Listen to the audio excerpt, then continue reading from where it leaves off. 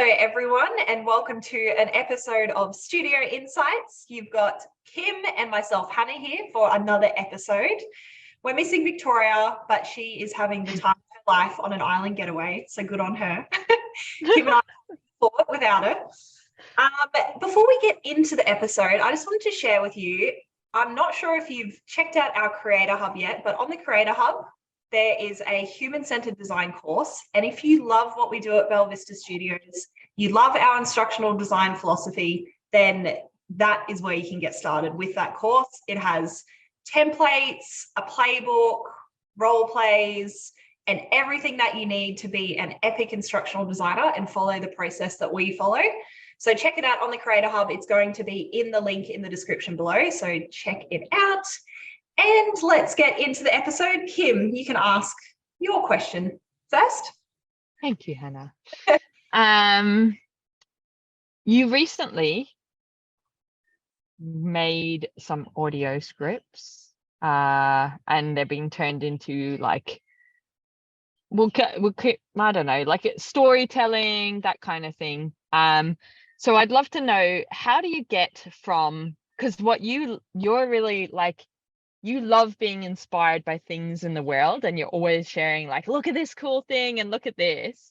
How do you link an idea like that is like, this is really cool that I've seen, to your storyboard? Because essentially that's where your script started, was a storyboard piece of content. So what's your process to go from storyboard to creative execution for maximum impact for learners? Ooh, good question. I think, like, in general, I collect all of my inspiration. So if I see anything that inspires me, first of all, we have a document where we copy and paste things that like stand out to us and inspire us. And I think that's really important, because sometimes I can see something, think it's really cool, and then forget about it and not think about it again. But if you put it into like one place that you can look at when you're doing instructional design, then it all comes back to you, and you might be able to put a couple of different ideas together and make it something a little bit different. So I think that's a really important thing to do. Another thing as well, this is like a little bit outside of the box, but I think I used to always, like with my learning and like time I spent outside of work, I just wanted to focus on like learning about instructional design and like learning about like what we do in our jobs. But I've learned that by doing things that you love, whether it's like reading books that you really like, watching movies, watching TV shows, listening to your favorite podcasts, I've been like allowing myself to do that without feeling guilty. And through that, I've had so many more ideas. So I feel a lot better now about doing things that I enjoy, because I've always been like, it has to be productive. Like what I'm doing has to like add value to my life, and I want to be able to use it at work so I can be better at what I do. But I've realized by like just enjoying things that I enjoy, like I'm learning so much from that as well.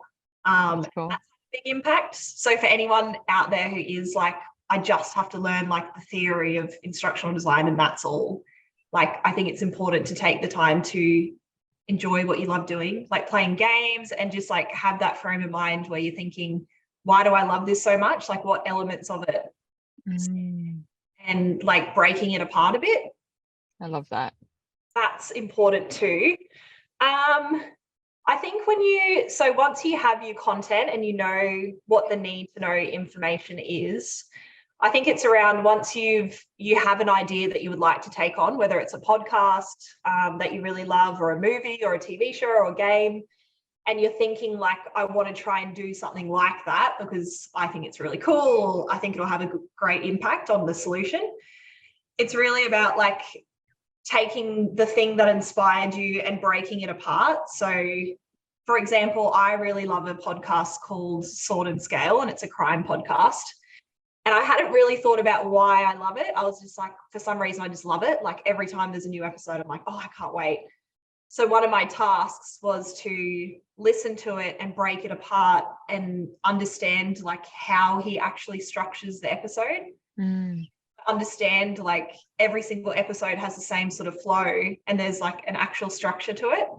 So I think what that was, for example, it started off with a sound bite. So something interesting that happened throughout the podcast you heard like one sentence where you're like, wow, that's crazy, like it gets you engaged and interested in what's coming. It plays a bit of music to set the tone. So his is like really like loud techno. So you sort of get really pumped before the episode starts, into the emotion of the listener.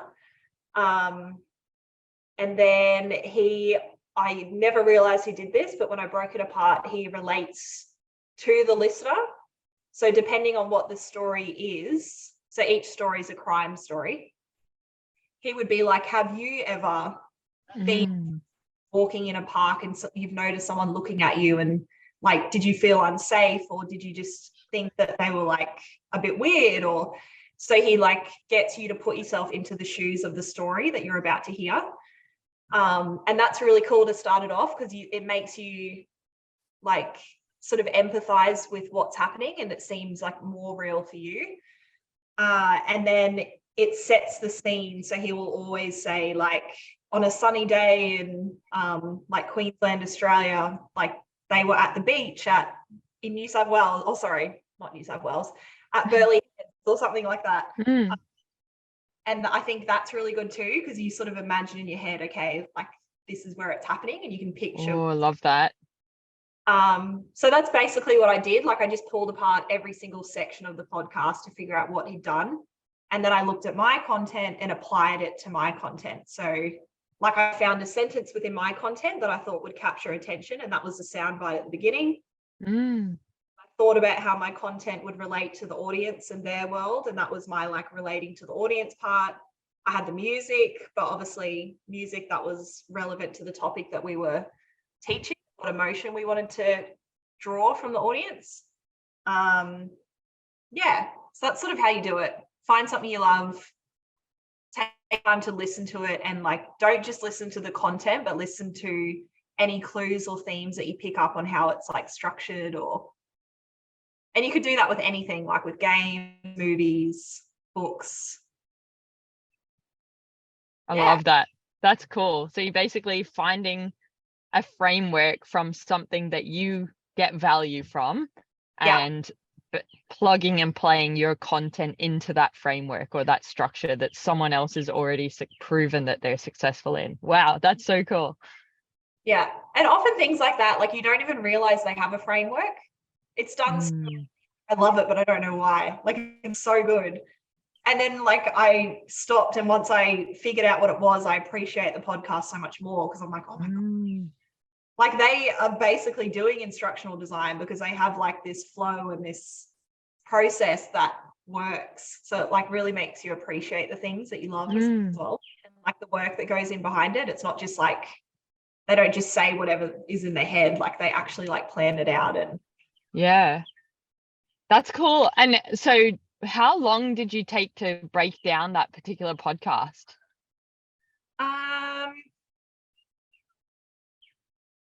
I think for the scope of the project that we were working on, I spent an hour and a half. Yeah. But I didn't incorporate like all elements of the podcast. I just did like enough to the value up. So I guess it depends like what extent you want to replicate it, or if you just want to like use parts of it. And good idea. Like as well, the appetite of the client, whether they're like open to doing things a bit differently or. Yeah, that's cool. And so we haven't got the end result yet, because like the filming and stuff happened today, but even just like knowing the inspiration and the way that it had like the scripts that were going, like it's really exciting to see it come together, and it's novel, and I think it will have the impact that we desire. So I think that hour and a half is time really well spent. I just want to share that to the audience, you know. Definitely. It's worth doing it. So yeah, that's really cool. Thank you. I'm going to be looking for those little formulas and everything now. Definitely. It's so cool. And you don't have to like saying that now, if the owner of Sword and Scale is listening and they're like, you stole my formula. Actually copy the whole formula. You just grab bits that you like out of it. So there was only certain elements where I was like, that is going to work for us. Yeah. He's got it from somewhere. Isn't it still like an artist or something? There's no original thought or ideas anymore. We're just the best of all of the things that are out there. Yeah. Thanks. Yeah. Nice one. Thank you. Like, I love sorting scale. Don't. Yeah, you're obsessed. You've been waiting for like years to be able to apply something like that to a project. So and I'm a paying member, so it's a big flattery. Yeah, I even listened to an episode because Hannah banged on about it that much. And Vic as well. The two of you are obsessed. That's their lunchtime chats. Cool. Thank you. Question. Okay, moving on to my question. I was wanting to know, how do you, so like in the world, whether it's through your work life or your personal life, like could be meetings, could be anything, how do you control your emotions when things trigger you? Oh, have a moment like this. Nah. Even like nerves and things, like I might be nervous and I just cannot control it, and I'm like, oh, I just want to like do my job well and like get us to the end goal, and my emotions are taking over. So it could be nerves, it could be anger, it could be like fearful, it could be like, there's so many different things that can impact how you work. Just wondering what advice you have for that. It's becoming present. I think it's the space to breathe. It's the space to collect yourself and center yourself, basically. So if you're nervous, like how you can do that is different. People will have different ways. Maybe they have a mantra or a little saying, you know, like be present, be present, be present, whatever it is, I don't know. Maybe you like look at the sky and notice the blue sky, and you just, that prompts you to think, I'm in a big world. This is so insignificant on the scheme of things. And look at that beautiful blue sky. Like it's not raining right now, and you've forgotten about the emotion or the trigger. And then, or a breathing, that breathing exercise. If you can slow down your breathing, focus on your breathing, in for 6, hold for 6, out for 6. But my thing is, I have like a little mantra, which is, what does love look like in this moment? So I'm very quick to pick up that I am triggered now, and my automatic thing is like, okay, what does love look like in the moment? Because that, me thinking that through, makes it's long enough, but it's long enough for me to pause, but it's also not long enough for it to be like an awkward moment in a workshop or a conversation with a friend or whatever it is, where I can collect and center myself again. And then I have, in that centering or in that pause or in that presence, I am able to better choose how I respond in my next sentence, in my next facial expression, whatever. That is like the core of it, I believe, and has helped me. I think there are times where it doesn't work, like, and for me, I know where it doesn't work is, you labeled it for me the other day, the emotional bank account is just gone. So if it's a one-off thing, I'm very easy to just let it go, not let it impact me. If it's one every couple of moments, nah. But when it's compounded, when it's multiple triggers in a very short period of time, or if it's the same trigger over and over for months, and I'm very big on eliminating things. So where I can't eliminate it and it has worn me down, I take longer basically to be present. So it's the awareness of, this is temporary, but it's probably, instead of the, what does love look like in this moment? Oh, give that person a hug, or let it go, Kim. For things where it has compounded and it's too big for me to handle for whatever reason, it's still the same process for me, but it's the awareness that you will recover back to your present self, maybe in a week's time, or maybe in a day's time, or maybe in an hour's time, depending on it. What stage does it have to get to where you feel like you need to say something and change the situation? like attempt to adjust the way the situation's playing out?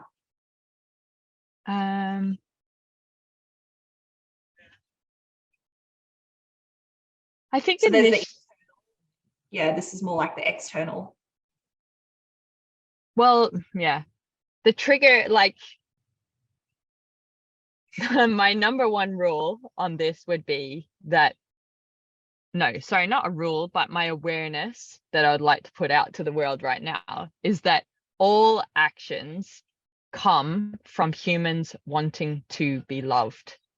So whether they're nasty, whether they do something that annoys you, whatever it is they are actually just wanting to be loved. See me, hear me, notice that I exist as a human being, basically, right? So there's that aspect of it. So for me, that helps me go, I have a responsibility in this too. Now, my responsibility is on a spectrum. If we think about 100%, does my responsibility, is it 50-50? Is it 99-1%? Whatever it is, I have a responsibility. So my first action for myself is, what is my responsibility? Have I given the person the thing that they need to be able to do what was required? If I think about just say in a task, right? If I delegate a task and you don't deliver it the way that I thought in my head you wanted to, and then I'm triggered because I'm like, for fuck's sake, now I have to do extra work or whatever it is, right? Then I'm like, immediately after I have my little for fuck's sake moment, I go, what is my responsibility in this? And then I'll go, I wasn't clear on the outcome. That's my fault, and this is the consequence now. And next time I always put the like future reflect so it doesn't fucking happen again, because I'm on a journey to minimize them goddamn triggers. But I just go, so next time when I want the similar output or a handover and delegate a task, I need to do this. It's basically just a continuous improvement. So there's that. But when it's a trigger, I would say where you need to, so yes, you need to say something, but first of all, you got to look at yourself. So am I triggered now because this is, I fucked up, or I didn't help them, or this is an issue for me, but like I need to accept that other person for who they are? Like, is this my value being challenged, that they don't necessarily have the same value as mine? So even that awareness of the responsibility, I think, is helpful. And then if it's a values thing, that's where I would say you do speak up and it's a conversation. The conversation may be with yourself and you just go, this value of yours, Kim, is really important to you, but doesn't mean the other person has that value. So what you could say in this instance, Kim, is express to them, you know, like, I have a really strong value around this, and this is what it means for me in my life. And I just want to let you know that. So like they're aware, and then you can train them to support your value, whatever way, whether they're communicating something to you, whether they're, I don't know, just say you're a vegetarian and they continuously make fun of you being a vegetarian. They're like, let's go for breakfast. I want to go to my favorite place. Oh, I can't go there because Kim's a vegetarian.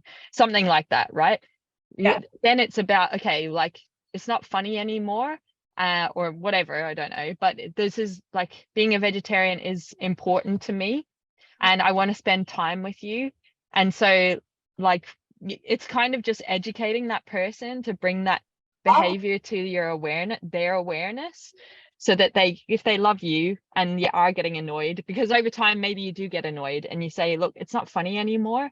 I know you're trying to be funny, back to they just want to be loved. There's probably a sign of affection. They're trying to connect with me. And then I say, oh, look, it's not funny anymore. Like, come on, let's, like, we've been joking about that for 12 months now. So let's move on. You know, you could do something like that on a simple level.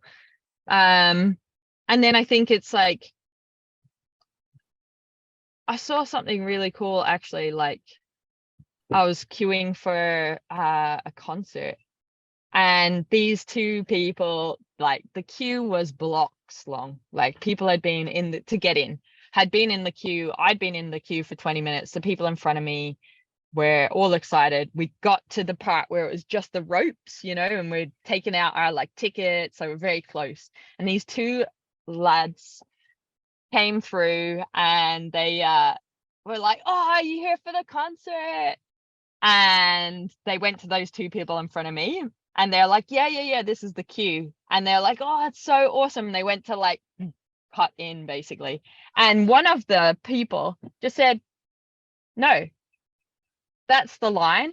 And we've been queuing for 20 minutes. And you, like everyone else, will go and join the end of the queue. You're not coming in here." And I just thought that is fucking fire. Because for me, I don't know if I necessarily wouldn't have done that, but I had so much respect for them standing up for themselves, and standing up for that value or that trigger that they were like, "This is not okay, I'm not accepting it." And then those people, they laughed it off, they kind of like tried again, but they're like, "No, like go to the end." And then security saw and said, "Move on." But I thought like that was really cool, like to stand up for something that you believe in. I really do admire that when I see it. And so then even having that kind of person or that behavior play out for me as like almost like I've seen proof of when you stand up for what you believe in and the trigger and that sort of thing being good. It means the next time I'm in a situation where I am triggered and I need to say something, I go, "It worked out well for them. I have evidence that it worked out well for them. So now this is your moment." And I might fuck it up the first time. I might stutter and not like clearly articulate my message, but I'll have a little bit of a win in myself that I've at least verbalized and tried it. And so the next time when I do need to stand up and say something, it's a little bit better. But I think you've got to, I think that when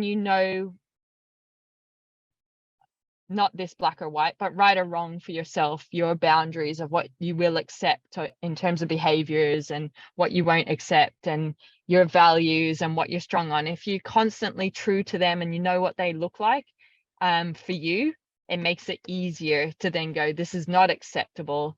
And when you do want to stand up because you are triggered, because there's 7+ billion people, actually didn't the 8th billion person just get born? So like there's 8 billion people in the world. You're going to be triggered. You're going to be triggered by a piece of rubbish that you see on the street if you are caring about litter and not being on the road, so not even humans are the cause of all triggers.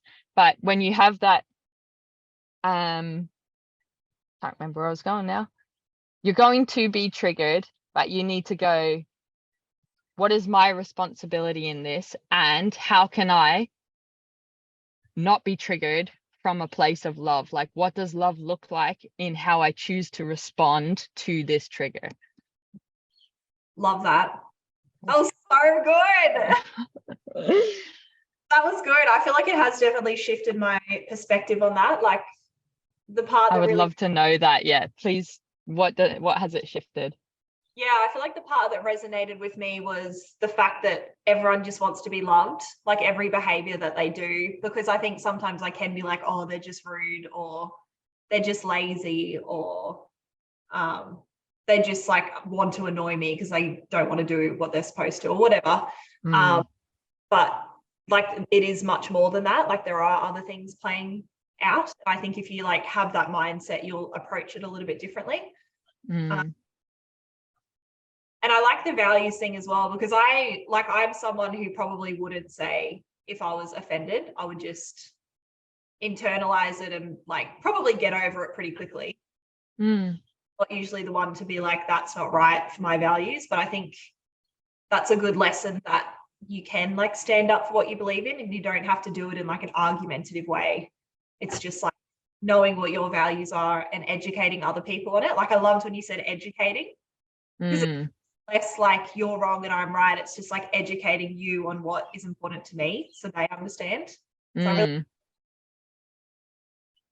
that's really cool.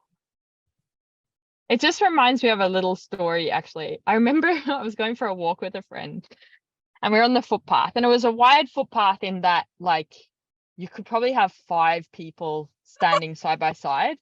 Yeah. But it was very busy, lots of people on bikes, and we were 2 people walking, right? So we're already almost taking half of the thing up.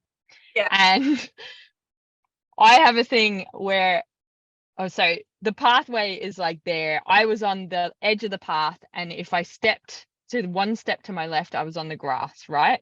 Yeah. I do not like walking on the grass Oh, yeah. because I feel like I'm harming a living thing, right? So it's my little thing, it's no one else's thing.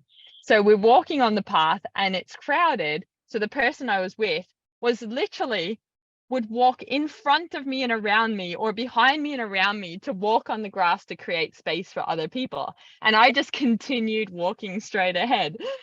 And it got to the point where they were kind of like, what the fucking move over and let people pass. And I was like, but it wasn't like it was working, right? It wasn't like that person didn't necessarily need to, but it was actually, I know it's a value of theirs. And Yeah. so it was, my value was what I saw the situation of was there's enough space for all of us here. We actually don't need, nobody needs to step off the pathway. And I'm not going to step off unless I really need to onto the grass, because I don't want to harm the grass. But the other person that I was with, my friend, I know that there's a reason why they are creating space. It's actually a value of theirs, which I already know that. Yeah. So over time, they kept doing it. It would have happened like over 5 times at this point.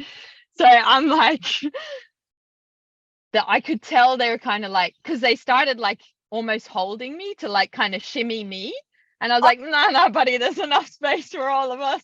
Like, Jack could have got on that fucking door with what's her name at the end of the Titanic. Oh, But with Rose.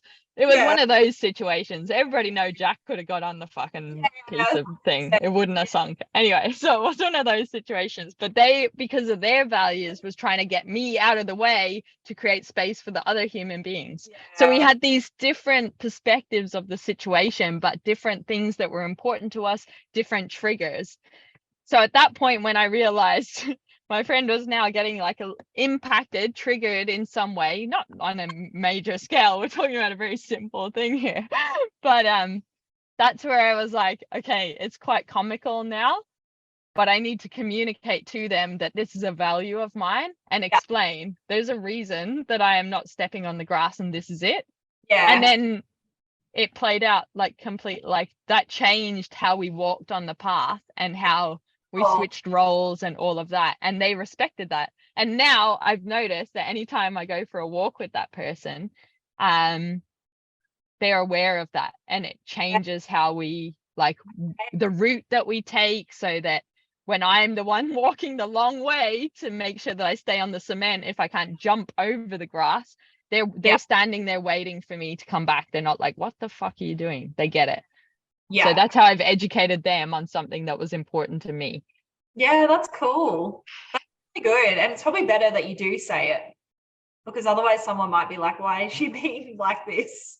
Yeah, like I felt rude, but I was like, in my perspective, this is what's playing out, just letting you know that. And they're like, yeah, you're right, there's heaps of room. Yeah. But yeah. Yeah, that's cool. That's a good example. Well, yeah, I know with you with the bugs, not to like kill bugs when I'm with you.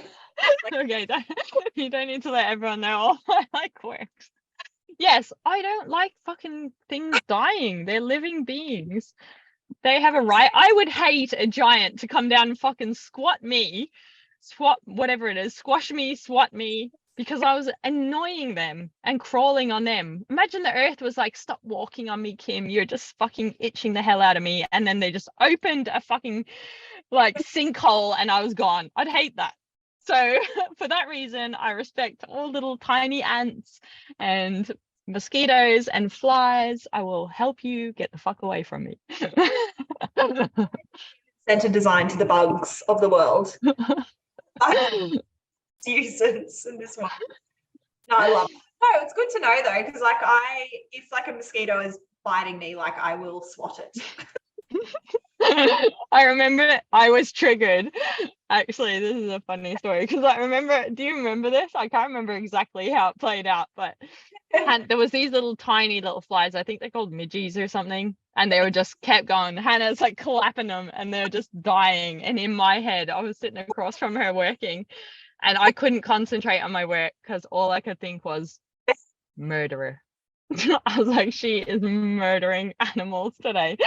And then it just became too much and I had to say something. I think I said it in a humorous way and I was like, Hannah, just letting you know, every time you do that, I don't know. But I also was like, that I also had a challenge there because I was like, that's my thing. I don't fucking squat. Why do I keep saying squat?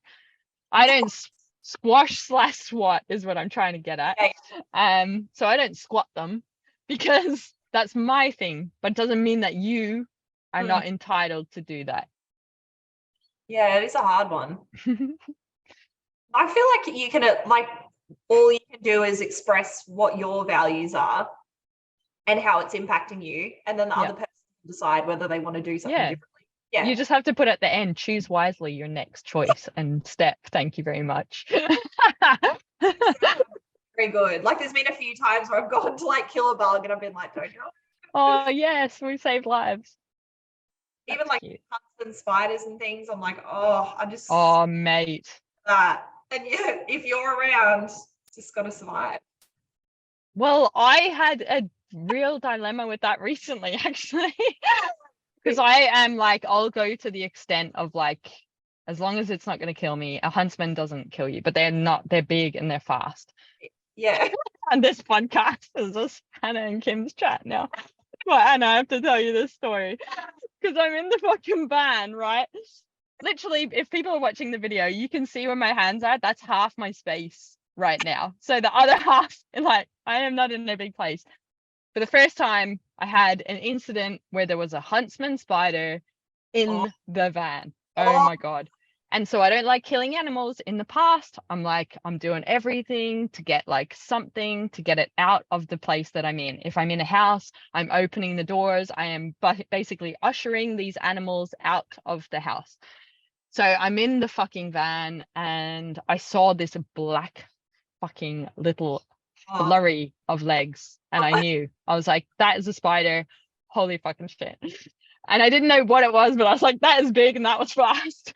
And it was nighttime and I was like furious. It was the first day that I'd had the doors open where I was like, just be free sort of thing, right? Well, no, don't be free. Close all doors and let all evil stay up. Anyway, so it went into a place where it went up here, actually, hopefully. Afterwards, I Googled to see if they were solitary animals. Don't you worry. I was like, I better not fucking have a family of 300 babies up there. Could have.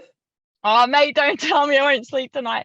Anyway, they haven't come out in a week. But so up there is like all the bedding and stuff, like it's packed. It's like got a bag with clothes. So I'm like, there's so many hiding places. Oh my fucking God. And then I'm thinking, how are you going to get it out without killing it? And it's not easy to like, I've got one door, like it's awkward. There's lots of places for it to hide. It's not easy to usher it out. So I'm having this dilemma around how are you getting this fucking huntsman? And then I was like, are you going to just sleep and hope that you don't eat it? Like duct tape your mouth or something so you don't eat it, because I didn't want to kill it. That's literally like, I was like, the dilemma. So anyway, I'm pulling things out and trying to find it. Oh, I couldn't find it. And then I was like, right, I can't fall asleep with the huntsman in the van. Like, I'm too afraid. I was like, if it crawls on me, I'll freak out. So I got bug spray and I was even squeezing the thing. I was like, oh no. And I was like squeezing it down the area. And I'm like, please eat this. And don't come stumbling out at nighttime and land on me. And then I couldn't find the fucking thing. I'd unpacked everything, couldn't find it. And I was like, right, I've just suffocated myself in this poison, like, because in the small area there was no windows open or anything, so I'm basically choking on the can that I'd empty in the van. And then fucking I had just given up on like, it's gone, it's somewhere, I have to just sleep with the spider in the van. And then I look just as I'm about to put it and the fucking thing is like right there, a foot away from my face. Oh, and then it's like we locked eyes. It's multiple eyes locked eyes at my eyes. And it fucking charged for me, Hannah. It charged across the roof. And I was like, you want to hear the squeals? Oh my God. If there was CCTV footage, it would be comical. But it fucking charged for me. And then I was like, oh no, I saw it first. We locked eyes. And then I was like, buddy, you're going down. I'm sorry. And I sprayed the fucker. And as I sprayed it, it charged for me. And you know when bugs, like, they, like, when you kill them with the spray, they kind of, it's like they lose, like, they're like, oh, I'm getting there, and now my legs are dying and I'm gonna fall off the roof. So that's all that was going through my head is, it's charging for me, it's gonna lose stamina and it is going to fall on me. And I was like squealing in the van. And then it didn't die, I fucking ducked. I don't even know, the rest is a blur. But then I was trying to get a lunchbox because it was still alive. So I had like a lunchbox and I like went like that. And it was one of those collapsible lunchboxes. So I went like that and then the fucking lunchbox collapsed. And I was like, it's going to be on my hand. And then I was like, okay, so it's not dead. I can still, like, it can live on out in the forest. I'm not that isolated, but there was like there's outdoors outside the van. So I'm trying to do that. The things collapse. I'm like, if this fucking gets out of one of the gaps now, I'm gonna freak out if it ends on my hand. I'm basically like a contortionist in the van, trying to grab a piece of paper, couldn't reach the lid, had my leg like fucking up, like trying to like get the like lid and drag it towards me so that I could have my hand on the thing, pick up the lid to try and, you know how you trap them, and then I'd be able to, like, it's in there safe, I can open the door and I can get it out. That was the thing, the door wasn't even open. Silly planning. Should have had the door open. I wouldn't put the door open because I was afraid others would come in at nighttime, and I had the lights on, so then that attracts all the bugs. People, if you come to Australia, I will teach you how to stay away from our dangerous animals. This one's not that dangerous, it just looks scary. Anyway, eventually I got it, and whoo, Jesus, the adrenaline. I got it out. Don't know where it went the next day. I flung everything out. I was like, lunchbox out there, lid out there. It was all out in the open. The next day I came out, it was like a bloody tip site. Couldn't find the fucking spider. So it either got eaten in the night or it lived on happily ever after. And yeah, don't know why I started that story, but I can't believe you sprayed bug spray at a spider. I was really afraid of the spider. So you will kill animals if you to save my life. I didn't know if they were, I had to Google afterwards. I was like, is this one of the 10 deadliest fucking spiders that lives in Australia? All that jargon. Apparently they are venomous, but it's just a nasty bite. You won't die. Oh, imagine being bitten by one though. They're so horrific. Oh my God, it was fast as fuck. But yeah, going back to your being triggered, I think you have to know your boundaries. And that one, it was imminent that it was coming for me in the night and I was not willing to have it. So therefore, the trigger won and I acted out in response to it. Yeah. Okay. Going back to you, whatever situation you had in mind when you asked the question, how are you going to choose to respond differently to that trigger now as a result of this conversation? Well, I think just having the mindset of everyone just wants to be loved. So like being less, look, it doesn't happen that often, to be honest, being triggered, like sometimes, but I'm not someone who's like angry all the time about things. But if it does happen where I'm like, oh, like that person was a little bit rude, or why didn't that person do what they were supposed to, or whatever, I think just like understanding that everyone wants to be loved. And I think even that, like that just really stuck with me. Okay. That's it just good. stops me from like judging and being like, they're just being annoying on purpose. Because like, I don't think anyone's doing that on purpose. No, if they're being annoying. Well, actually, first of all, is it annoying to you? What's that? I do that on purpose sometimes. But you want to be loved because you're trying to get attention. You're like, see me. You're like, look at me. I need attention right now. This is how I'm getting attention. Yeah, literally. That is so true. like tapping on the head. Yep. That's you wanting to be loved. Yeah, it's a good way to see it. And then, but the thing is that I know that you want to be loved right then I give you that. I'm like, yeah, keep tapping, you little fucker. Nice. But it does help me respond. It's not like I'm like, stop. Mate, I'm basically living in a van to get away so I don't get tapped. No, jokes.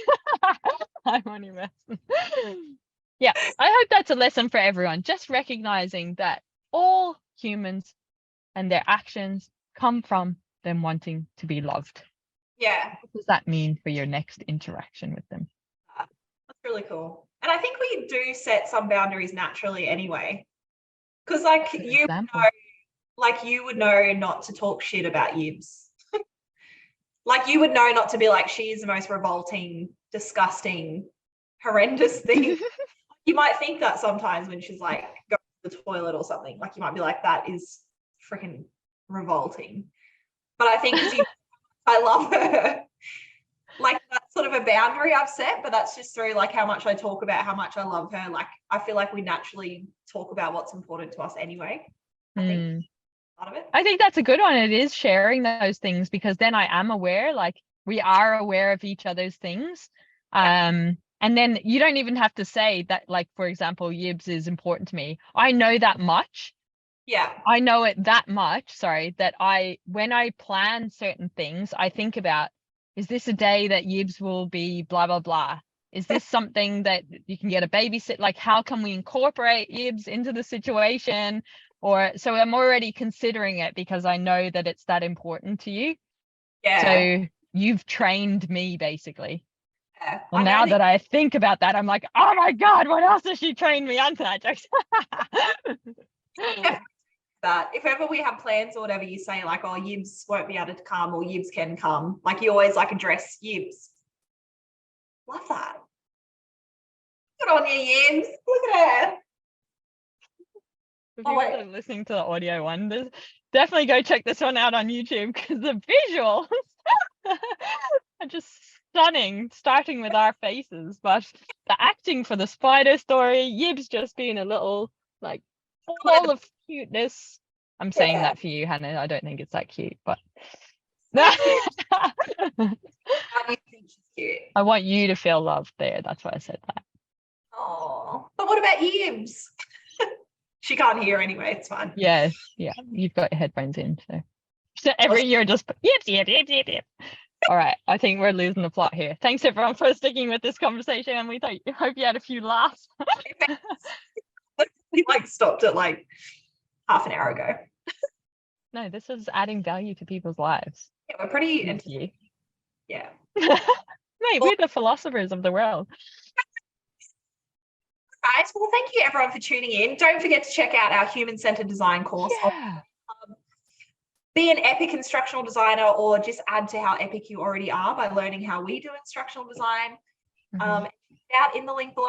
And thank you for tuning into this week's episode of Studio Insights. Bye. What's up, awesome human? Thank you on behalf of myself and the Belvista Studios team for continuously choosing to learn with us. We really appreciate it. If the tips and the insights and the context resonate with you and you want to take your skills to the next level or you want to make your life way easier, you will love our Creator Hub. The Creator Hub is a place for people like you and us. Basically, it's the stuff that we use internally at Belvista Studios and then we just share it publicly with you. The Creator Hub is created by instructional designers for instructional designers, and what you'll love there at the moment is we've got a quiz, could I be a better instructional designer, that has so much tips in the feedback if you're interested in human-centered design or just taking your skills to the next level in terms of the solutions you're creating, the problems you want to solve. But in there as well, aren't we cute? That's us. But we've got the coaching courses, freebies, give us gratitude, and also we've got some templates. And basically they're always around the lens of learning experience design, instructional design, and e-learning. So a human-centered design focus is very much what we're about at Belvista Studios. So putting your learners at the heart of a solution and creating something for their needs. So there's the human-centered design stuff, and then we've also got the business stuff. So this is the stuff they don't teach you about when you want to become a freelancer or a consultant in the instructional design world. So go check it out. The link is in the description. You can check out everything that is available for you. Thank you for choosing to learn with us. Continuously invest in your skills. You will be rewarded as an instructional designer. Share this stuff, share it with other people, because when we are better instructional designers, we create better solutions that create better humans, that create a better world. So we have a very important role, and I'm excited to be on this journey with you. Have an awesome day.